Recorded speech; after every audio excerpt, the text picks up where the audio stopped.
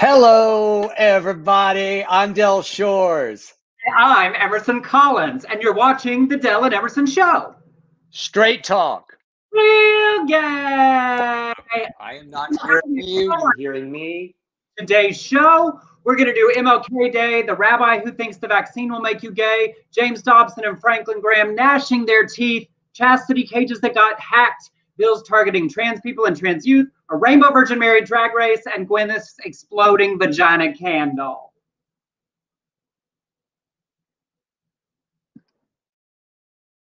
Oh, now I don't hear you.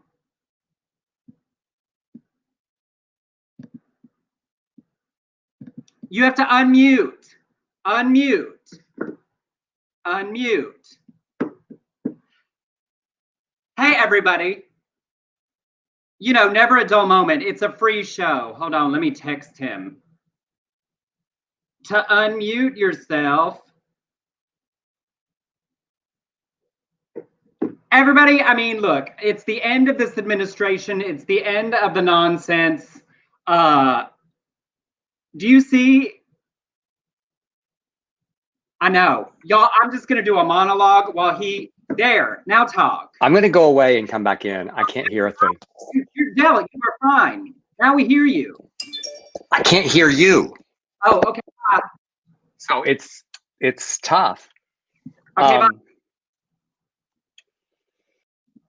Well, he's going to try again. While he works on that, I want to share a story about Martin Luther King Day from yesterday before we get into all the nonsense, because I think it's really important given the year that we have had since last May and the death of George Floyd and the focus that we put on pride and protests and Black people and being anti-racist. And we saw so many Republicans yesterday pull MLK quotes out of context, who he definitely would have posed. And I want to talk about letters from a Birmingham jail that he wrote. Now do you hear? I can finally hear. Okay, great. Let me keep going. There was, because Martin Luther King talks about white moderates, right, in the letter from a Birmingham jail. And so I hope you've all read that portion, but I was rereading it again this year, and there were two other sections that I felt like we don't see as often and really resonate that I wanted to share. He writes, lamentably, it is an historical fact that privileged groups seldom give up their privileges voluntarily. Individuals may see the moral light and voluntarily give up their unjust posture, but as Reinhold Niebuhr has reminded us, groups tend to be more immoral than individuals. How that's relevant is when we talk about systemic racism versus personal racist acts, right? When we as white people say, I'm not racist, that is not ultimately what matters and what Black people have been talking about. It's the racism in the systems that we as white people benefit from. And then the second piece he said, time itself is neutral. It can be used either destructively or constructively. More and more, I feel that the people of ill will have used time much more effectively than have the people of goodwill. That made me think of the last 4 years. We will have to repent in this generation, not merely for the hateful words and actions of the bad people, but for the appalling silence of the good people. And then he closes it saying, so the question is not whether we will be extremists, but what kind of extremists we will be. Will we be extremists for hate or for love? Will we be extremists for the preservation of injustice or for the extension of justice? Perhaps the South, the nation, and the world are in dire need of creative extremists. And I loved that phrase, creative extremists, right? We can't all fight in all ways, but that's the point of the creative part. And I'm committing myself to being a creative extremist, as he says, for love and for the extension of justice. That's great. I love that. Thanks for sharing that. Yeah. Look at us. Well, we did it. I told everybody while you were gone, I said, look, it's a free show. Shit happens. You know, we're not the only ones. My God, I watch CNN on, they go out and they start, and then, you know, somebody, and you go, oh, they're frozen. We get it. Yeah. We understand the frozen. So, yeah, I don't know. It's like, you know, the earbuds. I can hear you fine now. Did you watch? Wait, hold on. Wait, let me address this, because this person over on YouTube said, yes, you have to apologize for the violence from Antifa. And I don't even need to answer that directly. Martin Luther King addressed that in this same letter. He talked about how if you are more upset by the actions of the people protesting the negative things being done to them than you are about the injustice being done to them. You don't actually care about equal treatment for all people. And I'd like to say something also to what's his name, Mr. Gerardo. When that's the first thing that you start with, then I'm pretty sure that you are a racist. I'm sorry. Because if you don't start with, I need to look and I need to listen, but you start, but we have to do that, you know, Antifa, blah, blah, blah. It's really time for us to stop that shit. It really is. You know, because I do not support Antifa, but I will be damned if I'm going to listen to someone bring up Antifa who is on the right every time you get called out on something. So, and to be talking about Martin Luther King and these amazing quotes, and you did this, just go the fuck away. Yeah. All right. Wait, and much lighter, you know, as we are gathered here today, and you sent me this and I loved it, on this, the day of our dear Dolly Parton's birth, we will cleanse the conversation. Oh, it's so great. If guys, if you want to, I actually made that. Can you believe I made that, Emerson? I'm so proud. I know. I was able to go on the little, you know, whatever that is, in Photoshop, not Photoshop, but on the. Yeah. I wrote on. I love Dolly Parton so much, and I'm not going to take up any time telling my stories. Just go to my Instagram because I do a whole 15 minutes about my obsession and love and meetings with Dolly Parton over the years. So yes, happy birthday, 75 today, Miss Dolly Parton. And all the things she's doing, like I'm so proud of like getting one thing done a day, and she's at 75 with 80,000 projects, $1 million to the COVID vaccine, her libraries all across Tennessee and the world, and she's still putting out new music. I'm sorry, I didn't have to block that person because he's fighting in the room, talking about censorship. So I just took him out of the room. I don't need that today. Saying that I support censorship. Okay, so let's keep going. Did you watch it? Did you? I don't think you did, but I watched the Bill Maher interview with Kellyanne Conway, which you said no, I'm not going to. No, it makes me angry.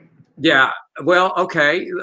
It was interesting because it's as much as I can't stand her. I can't stand her. I can't stand how she's acted during this whole administration. You know, I think about the interviews that she's done with say Chris Cuomo, and how she just will not shut up in her justification. It was so interesting how she was calm with Bill Maher. I couldn't, it was like a different person almost. And, but what was really sad about it is all she kept going was all of his accomplishments are going to be overlooked. All his accomplishments are going to be overlooked because of this one incident. No, darling, it's not over one incident. It is over a litany. It is over many, many, many, many things that he is going to go down as the worst president in the history of the United States. And so, and also she really needs Roger from the Beehive to give her a hot oil treatment. My problem with it is, is because when she and Bill do that, they're having an academic debate, and the people we're fighting on behalf of, these things have real world implications for. She's nobody now. She's irrelevant. She does not hold a position in our government, and giving the people who made this possible a platform, to me, even if it's to argue with them, I think that's bad. She's not an elected official. I don't want to see her on any shows. I don't want to see Kayleigh McEnany as a talking head on CNN. I don't want the people, not the people who like low-level assistants and things, but the people who stood by and were the mouthpieces for the falsehoods from this administration continuously throughout. I'm just not interested, personally. Yeah, well, good. I kind of had to watch it. You know well, me. I know. Well, but also because like I can just see you on the panel arguing with them. Like it's definitely your skill set suits that. Yeah. Till you cross.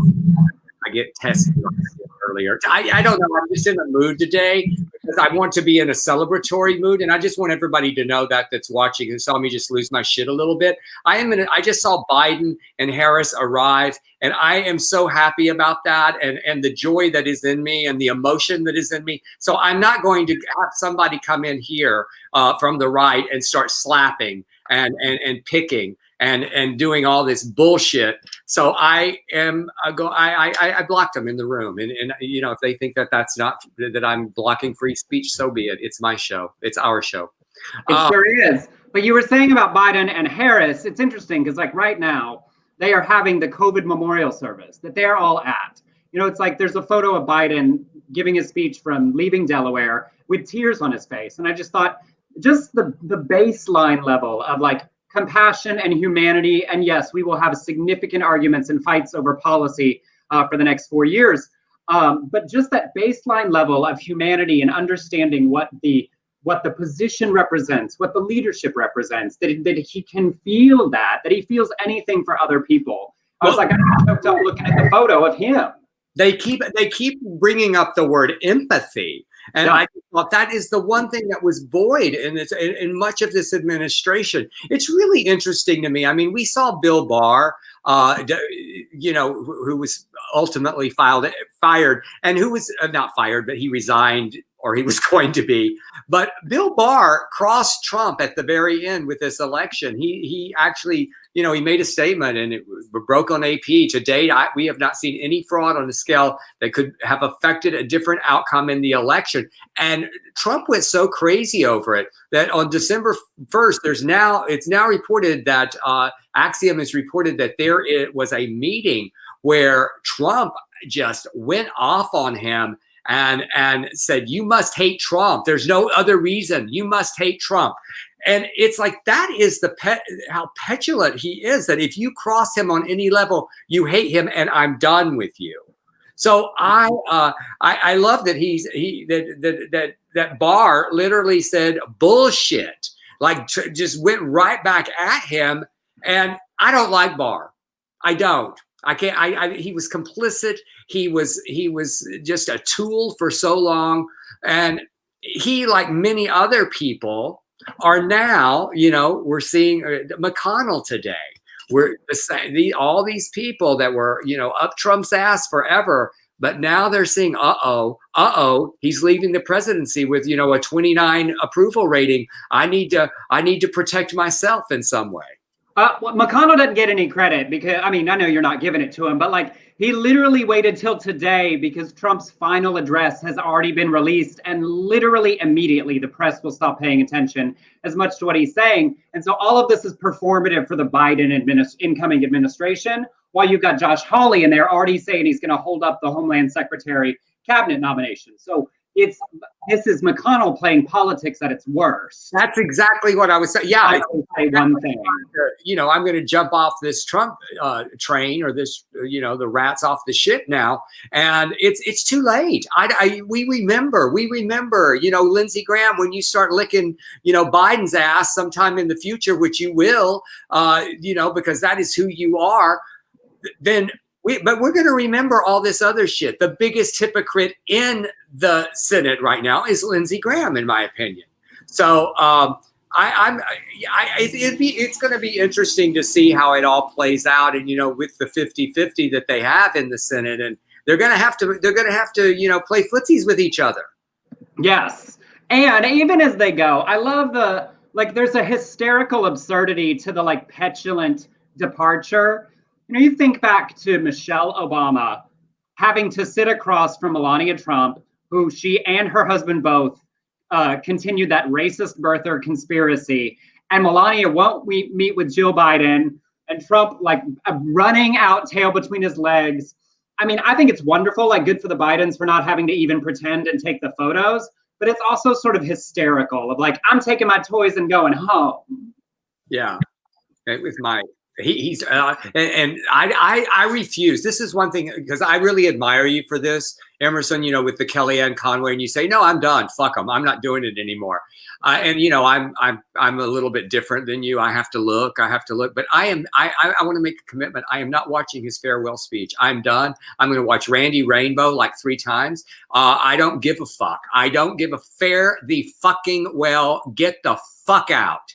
Can I tell you that I sat down earlier because it was released at like 1 o'clock here, and I saw that like it was out, and I watched like the first 30 seconds because I was like, we do a news show, I was like, nothing he is saying here matters. None of it is relevant to anything. He can't do anything. All we've got left tonight to wait for is who's on that list of pardons. Joe Exotic's over in that prison with his fingers crossed. Yes. But that's the only thing left. And I was like, I don't need to watch. I do not need to watch. And here's the thing. With Kellyanne and all of that, I am I want to hear all sides. I do want to hear what real conservatives and libertarians think about small government, about how we should deal with taking care of each other. I do think challenging each other on those things can be and is positive to represent the best interests of the most people the most of the time. But I think this is so different because the way Sarah Sanders and the way Kellyanne Conway, and the way, and not just the women, that's just because they were the press secretaries, but the way so many people stood in the gap and didn't slap down the incredibly horrifying things Trump said and did, I think they should be held accountable differently than people that would normally be across the aisle. I don't feel that way about the people that were in Bush administration. This is different, right? Like they contributed to destructive aspects of our democracy. Kayleigh McEnany has been lying about the election and perpetuating the things that led to the invasion of the Capitol in the way they pursued. Like, those people shouldn't get a second act. That's all. Yeah, good. I agree. And I hope they don't. And then in fun news, and also people are getting taken down. That poor My Pillow guy, I say poor kidding, Bed Bath & Beyond and Kohl's stopped carrying his pillow. The Dominion voting machine company sent out a cease and desist, and now they're telling him he can't destroy documents because they were straight up lying about the voting machines. Like, I can't wait for the parade of lawsuits and court cases to come for people who thought they were impervious because Trump was behind them or supporting them because they supported him. I cannot wait. Yeah, and this is My Pillow. He made a couple of nickels, so they can get some of his money. That's stupid. Yeah, please do, and put it to good work. That they I had a friend who had no idea that this My Pillow guy was. And I was telling him, this was the first round when he was exposed, and he was going, I just bought one and I got a free one. I bought one and got a free one. What am I going to do with them? I was like, I don't know. I'm not sleeping on My Pillow. Fuck it. I mean, for me, that falls a little bit of like, it's already paid for. I like throwing away stuff you already own. I don't know who you were spiting at that point. It's like when everybody was throwing their Keurigs off balconies and stuff. And I'm like, okay, but like that doesn't affect the company. Oh, I didn't throw my Keurig off. I like my Keurig. No, and I remember why that was, but I'm not one for like performative boycotts. I think it's one of the lesser productive things. I think people refusing to buy a product because I don't like what that person stands for speaks volumes. And it's just too bad if the My Pillow stock plummets. Yes, good.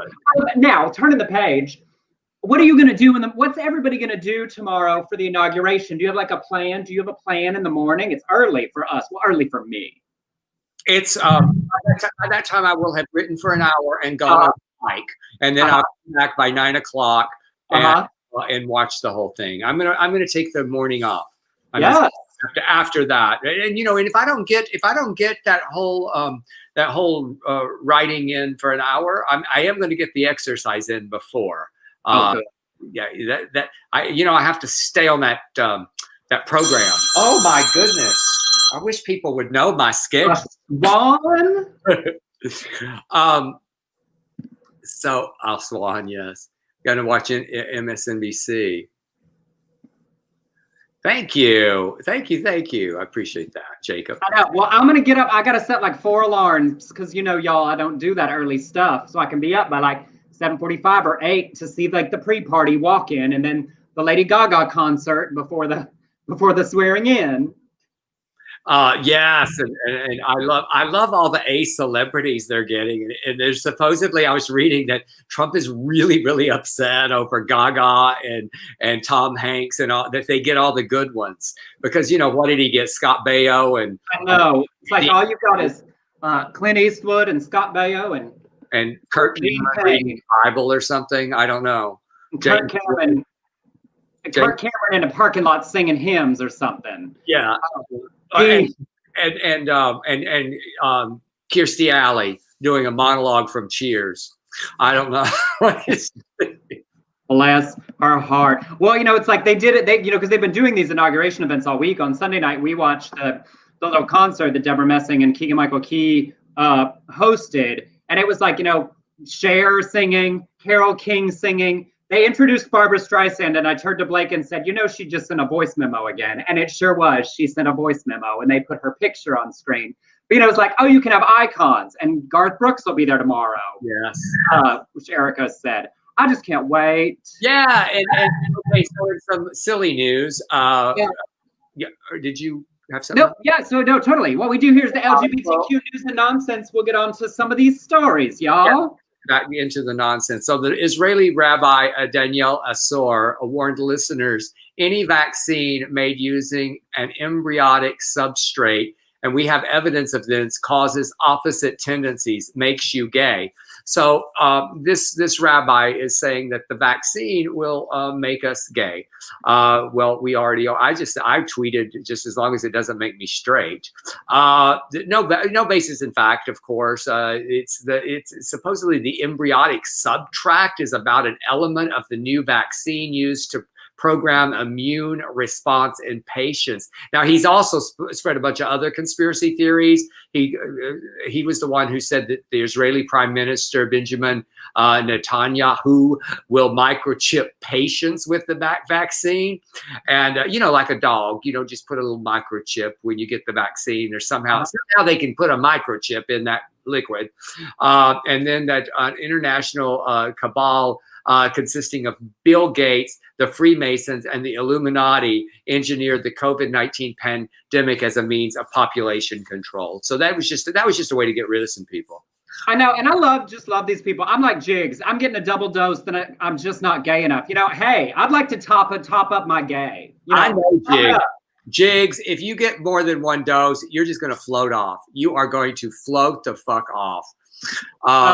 Great, a gay shot. I think that's a great excuse for his trips to the tea room.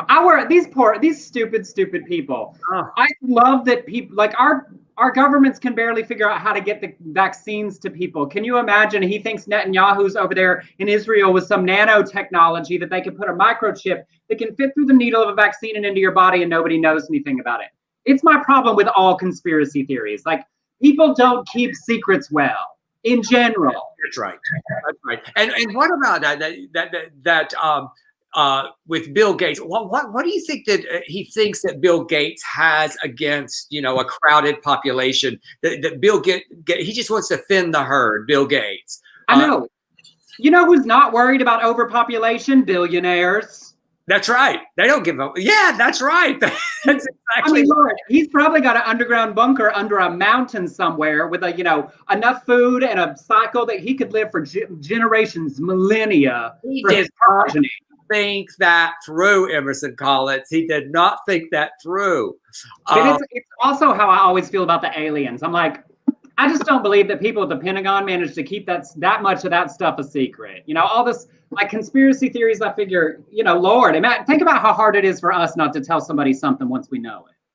Yeah. There was somebody in my life one time that read a book about aliens and then got very scared. And I kept saying, what about them aliens? What about that? I know. Jonathan said, I don't think I could get more gay. If I was any more gay, I'd be Leslie Jordan or Harvey Firestein. Look, it's something to aspire to, Yeah. I prefer to live my life in a way in which there are so many stereotypes, there is no question. I know. Maybe I should start using my hands just a little bit more above my. Have I ever told you my favorite stereotype joke that I learned when I was a baby homosexual? Why does some gay men go like this? There's not always room to go like this. You're a silly guy. Absurd. All right, y'all.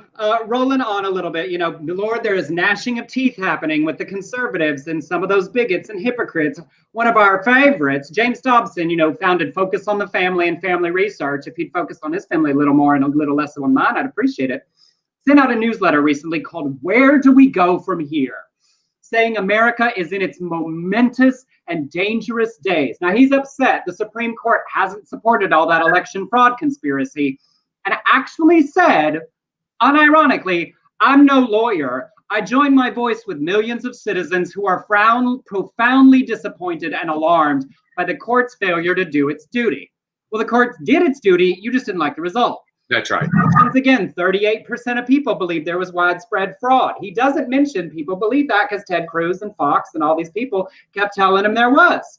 His fear of Biden and Democrat majority and why it's relevant to us as we move into this administration, he said, we can also anticipate quick passage of the horrendous Equality Act.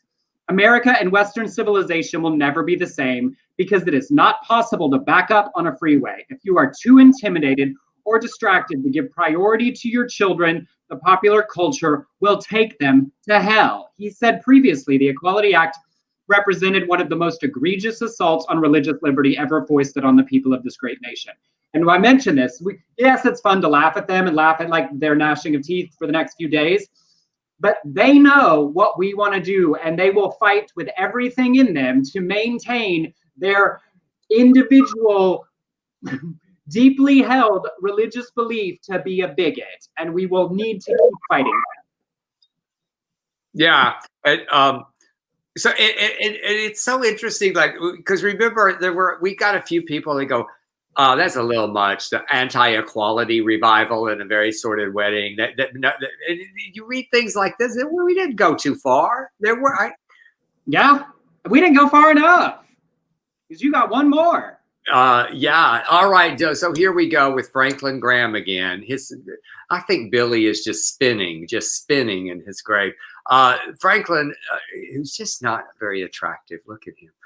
Still fully on board with Trump. He has this Facebook post that said, shame, shame, shame, shame on the 10 Republicans who joined with Speaker Nancy Pelosi and the Democrats in impeaching President Trump. After all that he has done for our country, you would turn your back and betray him so quickly. We have never had a president like him in my lifetime. Oh, thank God for that. But the House Democrats impeached him because they hate him and they want to do as much damage as they can. And these 10 from his own party have joined in the feeding frenzy. It makes you wonder what the 30 pieces of silver were that Nancy Pelosi promised for his betrayal. Oh my goodness, we got a Judas reference there, y'all. We go right back in the 30 pieces of silver. Chihuahuas, I'm trying to do a show. I know, and you know what would make that story of Judas come alive for me? I would really like to know, like via, cross currency and inflation, how much 30 pieces of silver amounts to today. I'm sure some pastor, hey, Erica, search on the internet and see if somebody has calculated the modern day equivalent of 30 pieces of silver. Because I would just like to know how much Judas betrayed his friend. Erica's our volunteer research assistant. Erica, could you please get all that? I just wonder if, 30 pieces of silver, I just wonder if there were like different denominations of silver, and maybe there was a silver dollar or a silver quarter. I don't know. Also, one of my favorite things is when somebody stands up for their personal integrity, what they believe in. We've bemoaned how few Republicans joined impeachment, but for these 10 Republicans that did, truly, let's be honest and think about how much that does take. Yes, we can say, oh, it's obvious and you should and it's to be easy. But when you think you're going against your party, your life goal is to be a politician and enact policies that you want to do, it makes it very likely you'll be challenged in the future. You have to look down the road of your life and make this decision. I don't think it was super easy, even for those 10, and why so many more didn't join them. So it really was a strong decision to make. And so for him to look at these people who made a decision that will make their political lives more difficult in the world they work in, And to call that they must have been sold out to Nancy Pelosi, the degree to which that is so gross. It's so gross. Exactly. Okay, wait a minute. People got some answers. Ken said it's $185 to $216. Douglas, now $525. Now wait, are y'all doing 30 pieces of silver today though? Because we can't just do direct modern. We need it 2,000 years ago-ish. Because $500 sure doesn't seem like enough to betray your best friend. I mean, give it what just put it in today's cycle. Now, for me to betray you, it would at least take $600 or $700. I mean, at $500. Oh, you would do it for $250, and you know it. That's like that indecent proposal movie way back when they were all tortured about. Would you get paid $1 million? Let somebody have sex with your spouse for $1 million? Yes. Yes. In a minute. What's the question? Why was there torture? $1 million? Absolutely. Honey, we can afford a lot of therapy and personal growth and healing after the fact, even if you're a monogamous. Let's just be practical about it. What it was. The torture was the attempt of Demi Moore to play torture. That's where it was. Wasn't it Demi Moore in that movie? Oh, she worked so hard at that torture. I know. It was just so, I was like, y'all, yes, just go have the sex, and then you can figure out, you can deal with any trust issues you might have while you're on vacation spending that $1 million. Honestly, with Robert Redford, I'd just say for free. Okay, this is what I love it. I'm thoroughly entertained by these responses. Ken now says 12 to 15,000. Erica said 30 pieces of silver is about 5 weeks worth of money based on a 6-day work week. Okay, I'm going to say, Judas, it does not sound like that was enough. It doesn't. It seems like that was. If you're supposed to spend a month's salary on an engagement ring, you basically just sold out your friend for an engagement ring plus a week. 30 pieces of silver. That is not enough. That's what those 10 Republicans, I wonder what the 30 pieces of silver was, Franklin Graham. I just wonder. I know. He'll never know. He can go to his grave wondering. You go to his grave while he's carrying a cross up the hill. That's right. Up to Golgotha while Sandy Patty sings. A truck. Wandering up the Via Dolorosa. Yo, we reached the halfway point of the show. We do thoroughly enjoy all of you joining us regularly and bringing you our take on the LGBTQ news and nonsense as it happens. Thank you for being here. If you enjoy it and you're sitting on piles of money, if you've got more than 30 pieces of silver in your bank account, and you want to share a piece or 2 or 10 or all 30 with us, you can send us a tip on Venmo to @EmersonCollins or on PayPal to beardcollinshoresproductions@gmail.com. Thank you to Jigs and Michael Shane, who have already contributed today. It is not required or expected. We are just grateful for those who have it and want to share. And I love that you talk about this. And wait, here she is to say it. Kelly's once again said, if I win the lottery, I will give. We are so grateful, Kelly. So many gifts that she's giving out. I love that. I love it so much. I got a house coming. She's going to get a house in Arrowhead, I think, or Big Bear. Yes. Get a whole house. I'm a part of that. It's up. That lottery, that big old lottery's up. It's up to a lot. It is. Somebody was saying it's like hundreds of millions and millions and millions. Yeah. It's huge. It's huge. All right. Well, rolling on. Remember a couple of weeks ago, we told you a story about the chastity cages. For those who don't know, it's a little contraption you can put on your penis and lock so you can't get an erection. It is the thing that some people enjoy, denying orgasms and role play, a little control. Here they are. This is the company we talked about, Cellmate. It's a Bluetooth controlled, so your partner could control it elsewhere. The problem was there was a security flaw that meant that it could theoretically be hacked. Y'all, it happened. A hacker seized control of a number of chastity cages and told the men who owned them that they would have to pay him a fee in Bitcoin, not dollars, Bitcoin, in order to regain control. Screenshots of the conversations were shared with a security researcher. One man was told, "Your cock is mine now." I mean, I don't know about you, but that would be really terrifying if somebody sent a message that said that. And another, they were interviewed by Vice. A man named Robert said he was grateful he wasn't wearing his chastity cage when the hacker contacted him to say he had seized control. The hacker demanded 0.02 Bitcoin, which is about $750 right now, to unlock it. Robert went and checked his device and discovered that it was locked. It just wasn't on him. Another victim, RJ, said he was contacted also to say they'd taken control. And it does not seem that they found anyone who was wearing it when they were blackmailed or threatened. But if they had been wearing it, y'all, it's fully covered and there's a big metal ring and it would require a heavy duty bolt cutter to get it off. And I don't know about you. I don't really need a heavy duty bolt cutter near my shaft or my taint because I was engaging in a little recreational activity with somebody. Can you imagine? And buying them, I don't understand getting like, oh, this is what I'm going to hack. This is where I can make the most money by hacking this. But it did make me wonder how much 30 pieces of silver was in Bitcoin. Well, if it's 700, I feel like, I mean, it's like 2 or 3 maybe. You know, the currency exchange for electronic currencies now is so weird. That's a rabbit hole I've decided I'm not going to learn about. But Sunshine said, I'm so old, it was just a lock and key holder. Yeah, it used to be like you put a little lock through the plastic cage on the top and gave the key to somebody. Now it's like, oh, it's an app on your phone. But Lord, that seems dangerous. It just seems odd. It seems like a lot of money that could be spent elsewhere to me. But I mean, look, just be careful in your recreational activities. That's all. All right. Well, back to Miss Dolly. It's her 75th birthday today. I said that. But Tennessee lawmaker John Wendell introduced a proposal to erect.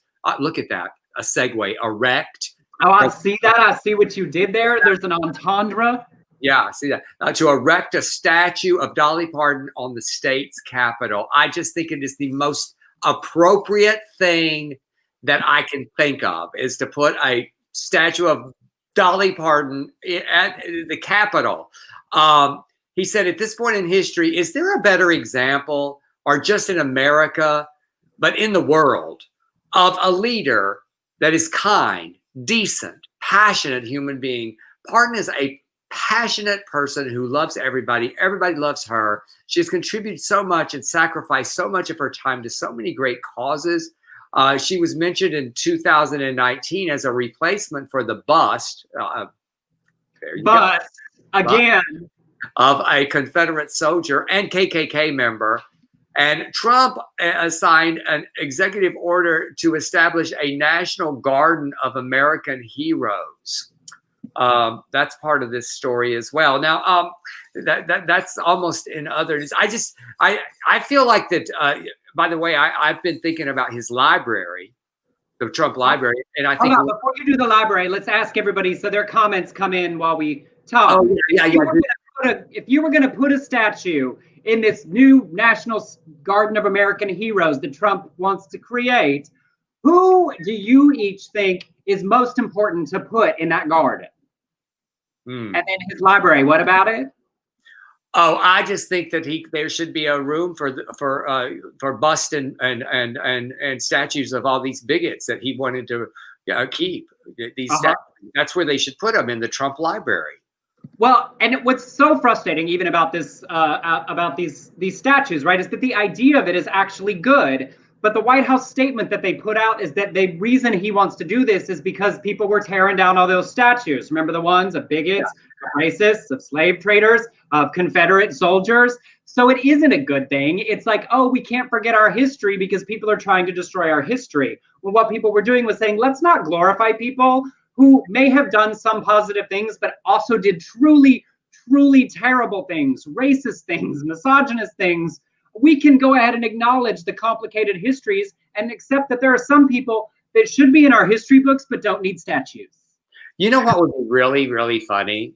If they did somewhere like a museum of bigotry, and they put all these assholes that they tore down, all these Confederate statues and all these busts, and they added Trump's statue there. I just think that would be hysterical. Well, you know what else they could do with all those Confederate statues and things they took down? You know, where we could cross some of these issues together, put them somewhere and let them be target practice at a gun range. That'd be nice. Yeah. Like, look, use your Second Amendment all you want, practicing on these statues. Okay, let's see who y'all said for some of the statues. Jig said Dolly and Dell. Jiggs thinks you should get your statue up there. Sweet boy. Dr. Fauci. Nice. I like him in there. Brent said Jeff Stryker. Hey, You look, would. we can celebrate all kinds of American accomplishment. Erica said Milk, Harvey Milk, Ruth Bader Ginsburg, Obama and Dolly, I'd say Martin Luther King should be there. Hillary Clinton. Yeah, of course. Yeah, absolutely he should. There's a decent number of things to some of these people already, of course, around the country. Jonathan said there will never be a Trump library. I mean, honestly, unless he can figure out a way, there will, because it's a thing that, you know, they do. But unless he can figure out a way to make money off of it, he won't care about it quickly. RuPaul. That's a good. Somebody said a mini statue of Brother Boy. Oh. Al said Betty White, and they should hurry so she could be at the, you know, ribbon cutting. I think they should just do all the Golden Girls, like you know, like Mount Rushmore, the same. Yep. Ella Fitzgerald, Sondheim, Stephen Baldwin, Cory Booker. You know, it's interesting. When you look at the list they put out, there really are a lot of great people, a few like wonky ones. But it's the fact that they're doing it in response to this other stuff that once again demonstrates that nothing about this administration was ever just about doing things in the interest of America. Exactly. Okay, well, these next two stories, and reminder, you know, we will keep talking because tomorrow is very exciting, but there is so much that we want to be able to immediately do and so many issues to immediately address and redress. And the bigots are not resting. We cannot either. Down in Mississippi, State Senator Angela Burks Hill has proposed what she is calling the Transgender 21 Act. It would prohibit certain medical procedures from being performed on a minor and penalize anyone that tries to advocate for trans youth to seek healthcare related to their identity, even if it is non-surgical or non-hormonal. Trans youth wouldn't be allowed to seek gender-affirming care. Medical professionals could be punished for even bringing up their gender identity without the consult and express permission of a trans youth's parents or guardian. It would also make it legally required for medical professionals to out trans youth if they try to receive treatment related to their gender identity or face civil punishment. Doctors would face civil punishment. Now, they have said the bill's purpose is to prevent anything medical that would address a discordance between an individual's sex and sense of identity. And the proposal says that people under 21 should not receive gender-affirming care because they are incapable of comprehending the negative implications and life-altering difficulties of their decisions. Now, before we even get into that, medical professionals know what they're doing. Every individual's healthcare should be between them and their doctor. In Mississippi, you can enlist at 17. You can get cosmetic surgery, vote, and own a gun at 18. You can get married at 15 with parental consent and drink at 18 with parental consent. But you would have to be 21 to receive any kind of trans-affirming healthcare from your doctor. Huh. I want to know more. Like, so in Mississippi, you can drink with parental consent, but does the parent have to be with you when you're drinking? I wonder if that's what it is. Mississippi people, tell us, because I want to know. Or do they just give you a note? My son, Daleford, can drink. And of course, that flies in the face. Like, if you can die for our country, if you can decide who runs it, you should certainly be able to decide between you and your doctor what you do about your healthcare. It is just transphobic. It's attacking the medical community's knowledge on these issues and dealing with the delicate matter of trans youth and trans teens. That is why doctors do what they do. And so this is just one of many places that trans people are being attacked around the country. Yeah, and there's in related news, at least 10 anti-trans bills have been introduced in 7 different states in the first weeks of 2021. This year, Republicans have sponsored bills that would ban trans students from playing on the school sport team corresponding to their gender. That's in Montana and New Hampshire. And then they criminalize doctors who provide gender-affirming health care to trans youth. That would be in Utah, Missouri, Indiana, Kentucky, and Alabama. Force trans people to use the bathroom corresponding to the gender that they were assigned at birth. That's in Indiana. And redefine child abuse to include parents who support their trans children and getting gender affirming health care. And that would be in New Hampshire. So there's just a lot of, it's interesting because I remember when we got, when gay marriage passed in 2015, I remember the HRC said our next big fight is going to be for our trans community. And it has been proven over and over again that they came hard. And they have learned that this tactic works on conservative social issues. They get a law passed in one state, they mirror that same thing in another state, another state, another state, another state, so that when it gets to a court challenge, it can say, well, look, there's 18 states that think this should be the case, rule in favor of it. So it really is, as allies, as we move forward, as they lose control of the federal government, we cannot lose focus within our community on the myriad attacks in many different angles against trans people, starting at local levels and at state levels, because the Lambda legal and the trans legal community, they need the support and need our voices and our money and our advocacy and our awareness and our showing up to make sure that these laws don't slip through, that we don't find out, oh, this just got passed, that we know it's on its way, to fight it early. And that is going to be a big thing in this next administration. Because these are all just this year. Yeah. And it's January, yeah. I feel like somebody 19. Oh, we didn't get a good answer yet to your Mississippi drinking question. Well, it's interesting because you said something about, well, you could fight for our country at 18, but that's a big, concern of a lot of 18-year-olds who want to drink. And you're too young, Emerson, but when they lowered the age to 18 to be an adult, I was able to drink in Texas at 18 years old when I went to college. And then they changed that law.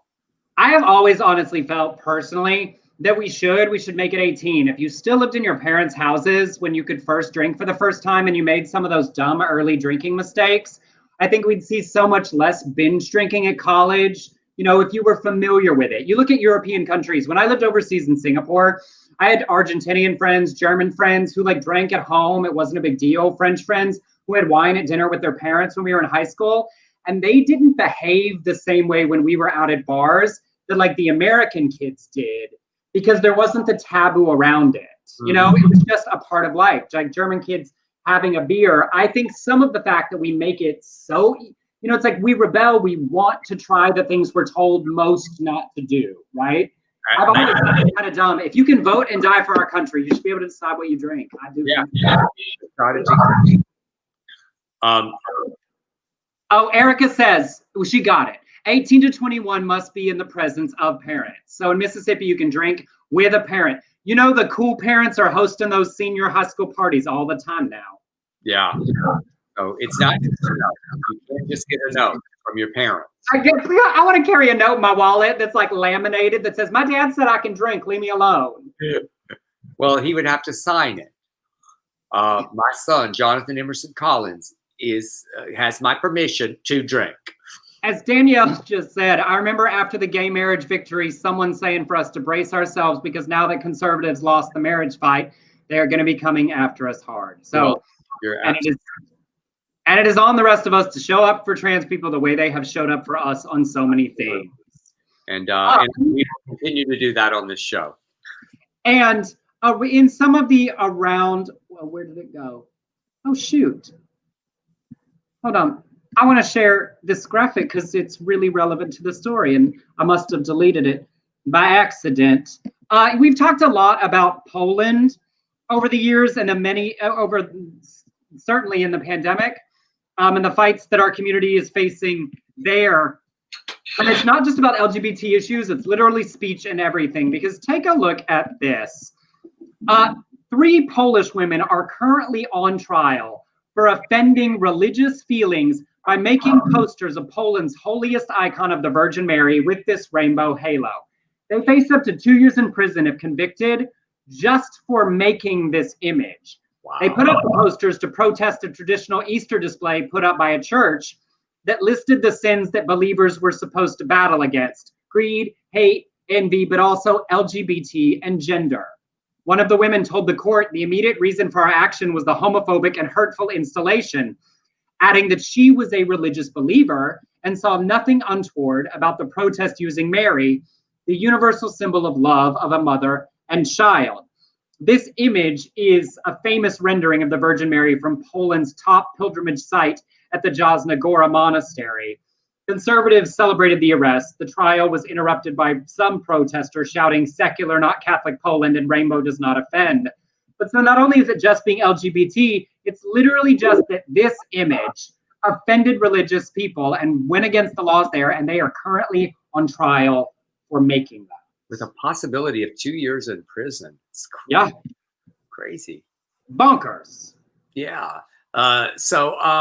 We have a little drag race recap and an update down under in a country that I love, Australia. It's officially my Siri. I love Australia so much. My Siri is Australian. Officially arriving later this year for Australia and New Zealand, Rue and Michelle will be on the panel. And we have drag race. Such good news. Season 5 winner, Jinx Monsoon, married her partner, Michael Abbott, this month in a stunning lockdown ceremony. They wrote, well, I guess the cats are out of their respective bags on January 9th, 2021. Michael and I said our vows and became spouses by law. That's right. Mama got married. All right. Let's cue that gypsy soundtrack. we had a home wedding witnessed by our housemate with our officiant Devin Green. Yeah, Miss Betty Bowers, Betty Bowers herself, safely Skyping in, and our family and friends watching safely through Zoom. You know, I have not been asked to officiate any wedding on Zoom. I used to go and officiate a lot of weddings, but none on Zoom yet. But I love Devin, and I just love that they had Miss Betty Bowers as their officiant. Yes. Well, and you know, I'm a huge fan of Jinx and their talent and the things that they have done since winning Drag Race. But back to Australia for a minute. I'm so excited. This Down Under. Because Rue and Michelle are already down there, so they are about to start filming it as we speak for later this year. And right now we have ours on and the UK on. I mean, I just, as many as they want to put out, I will be watching. I cannot. Yeah, I actually saw when I was down in Australia, they have really good drag down there. They like really good drag, so that'll be good. I would think. I mean, Lord, you know, Priscilla being one of the earliest drag iconic films. I love it. And what did you think of Friday? Y'all, Friday's Drag Race show, we got to see the quote losers round, those who lost the lip syncs the first week. I thought they showed out. Oh, I thought that I was going, the losers, I thought outdid the winners. That's what I was thinking. There's some really great talent there. Yes. Well, and also it seemed like all the dancers were in this group. So definitely the group choreography section seemed a little more together. But I got to say, we talked about it before, I think, Tamisha Iman, that they showed that iconic video of her daughter, Tandy Iman, who's passed. That's the Supergirl entrance from the ceiling, that Tamisha was able to tell us about how they worked and made that happen. And that so many young people were encountering that video for the first time. I just love that. This iconic woman who's been doing drag 30 years and just sort of representing for a generation of drag queens who did it when there wasn't a television show, when they were dragging those carry-on suitcases to the club through dangerous neighborhoods. You know, we watched the pilot of Drag Race again last night. Blake had never watched season 1, and seeing Victoria Porkchop Parker season 1 with that Vaseline filter and was 39 years old then. I just love recognizing the queens who paved the way for this current era. I'm just enjoying I guess I should watch that just to see where it all began. The production value was not nearly what it is right now, is it? No, I mean, you know, it was clearly like we're trying it out. It was probably in the basement of World of Wonder. The first challenge is a photo shoot clearly in the parking lot right behind the building. And Rue's like involved, and the runway was set up more like Top Model. Like you could see that they were like doing Tim Gunn and Tyra Banks. And it's just really interesting to see the kernel of this idea that exploded through the years to this big thing. It's all streaming on Amazon for free right now, y'all. If you're on Amazon, that's how we watched it. Awesome. But I love it. I love it all. And then finally, you know, I love her so much. The bonkers world of Gwyneth Paltrow and Goop. You know, Gwyneth Paltrow sells a candle, this candle that smells like my vagina. It costs $75 and it is sold out. Now, it started as a joke. She and a perfumer, Douglas Little, she was smelling things and she said, "This smells like my vagina." And they laughed. Apparently, that's not the current scent, which is geranium, citrusy bergamot, and cedar juxtaposed with damask rose and ambret seed. I don't know what ambret seed is, but that's Gwyneth Paltrow's vagina as a candle. Well, Jodie Thompson is a woman in the UK. She won one from a quiz, and it was sent to her in the mail. And she said it exploded into flames in her living room. She said the candles exploded and emitted huge flames with bits flying everywhere. I've never seen anything like it. The whole thing was ablaze, and it was too hot to touch. There was an inferno in the room. They had to throw the flaming candle out the front door. Gwyneth Paltrow's vagina exploded in this woman's living room. That's well. First of all, there's so much about this story. I have no interest in buying this candle. None whatsoever. You don't want the scent of Gwyneth's lady biscuit permeating your room? No, I don't want that at all. Maybe, you know, sweaty armpits occasionally would be. I'm honestly surprised that pheromone candles aren't a bigger deal, because I gotta tell you, I do love the analingus, and there have probably been periods in my life where if you had a butthole candle, I'd turn it on late at night while I got to thinking about my own personal business. You know, burn that candle in 15-minute spurts. Look at you revealing yourself on the air, just telling. Just telling on myself. Emerson, years ago, do we have time for this? Years ago, there was this candle company here in LA, and they put all these like flax seeds and all this, and it was a prosperity candle, or it was a serenity candle that you. So I got one of these candles, or someone gifted it to me, and I'm having the wrap party for the revival of Cheatin', the all black version, and it's in my house, and all of a sudden this candle ignited a lamp. So Pam Trotter comes running. No, it wasn't Pam Trotter. It was Deborah. Her name was Deborah. She says, "Your lamp's on fire! Your lamp's on fire!" And so we had to get a fire extinguisher. I can relate to I can't relate to the vagina smell, but I can relate to a candle exploding. Yeah. As Jared said, can you imagine the 911 call? Gwyneth Paltrow's vagina is belching fire in my living room. As Santa said, if it smells bad, go to the gyno. Look, I just think that personal candles, clean butthole, 2-day-old spicy butthole, at post-run armpit, if people could get them ordered and, maybe the label said something out like fresh grass, you don't have to tell people that that's what the smell is. Somebody could probably make a lot of money. Victor said, you could get dick cheese candle. It takes all kinds. We're all turned on by a wide variety of scents for a wide variety of reasons. And Eric said, you got to get the vagina wax out of the carpet. Like, the jokes write themselves. I love that it was about Gwyneth Paltrow, who always has the most absurd things. And I personally feel that she knows. She does it on purpose. Goop and all this crap. She did that thing about jade eggs in your vagina, steaming your vagina years ago, that women's health experts were like, please do not do that.